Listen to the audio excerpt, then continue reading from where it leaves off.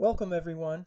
My name is Corey Himes and I'm going to be showing you a WebQuest that I have created for high school mathematics, specifically probability and statistics. Students are going to be using statistics from their favorite NFL football team's matchup of the week, and they're going to be crafting a frequency table and box and whisker plots based on three separate statistical categories: yards per carry, time of possession, and number of first downs per possession. Sports are enjoyed by people around the globe every day.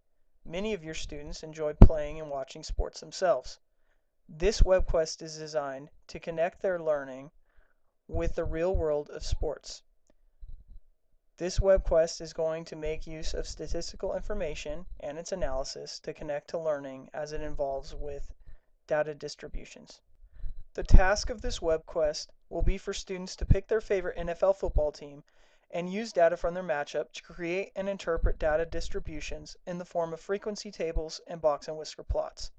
This lesson deals with advanced placement probability and statistics expectation 14 for students to organize and describe distributions of data by using a number of different methods, in this case frequency tables and box and whisker plots. Now comes the process portion of the WebQuest. In Phase 1, students are going to have the option to work alone or in pairs for the assignment. If they do happen to choose a partner, they must pick the same NFL team to gather information on. Football statistics are gathered so that success can be gauged and strengths and weaknesses can be identified. Once taken, statistics can lay the groundwork for predicting future outcomes. For more information on the use of football statistics, students can click the link below. For anyone that needs to better understand the game of football, I've provided a link for anybody who does not already have a good level of understanding of the game. Once students have selected the team that they're going to be using, they need to find out when the game is going to occur. I've provided a link for all NFL football game schedules. They also have the choice to either watch the game or look up the statistics on the internet. I've provided a couple of sites for them to do so. Not all students are going to have the option of watching a televised game. The first statistics that they're going to record is yards per carry for their team's offense.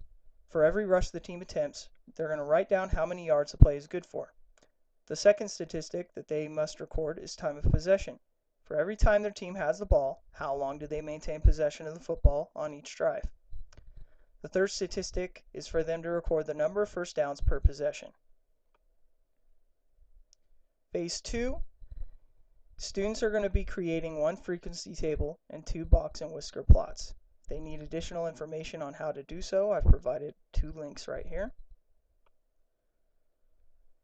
Based on the rushing yards data, they're going to create a frequency table. Second, based on time of possession data, they're going to craft a box and whisker plot. Third, they're going to craft another box and whisker plot based on first downs per drive statistics. Phase 3 involves an analyzing portion of the project. They're going to be answering a set of questions. First question, what does your diagram tell you about your team's performance? Second question, what factors contributed to this statistic? Third, can you expect the same statistics in the next week? Why or why not? And finally, what additional information would be helpful in determining future statistics for your team? I have provided a grading rubric for the evaluation of this WebQuest. It involves 4 separate sections that will be graded: data gathering, table and diagrams, analysis, and presentation. This allows you to understand how to grade the assignment and also gives students a good guideline for what is expected of them throughout this WebQuest. Through this WebQuest, content is made meaningful by connecting real-world examples to the content that students are learning. You have the option of incorporating future games and their outcomes to help students learn other statistical information and how their data collection contributes to the bigger picture ahead. I would suggest giving students this assignment midweek, specifically Wednesday, being that Thursday games are now a part of NFL football. I would also allow them through Tuesday or Wednesday of the next week to finish collecting their data and analyzing their graphs. This gives them ample time to complete the analysis that they will be required to complete. Thank you. My name is Corey Himes again, and I hope you have fun with my WebQuest.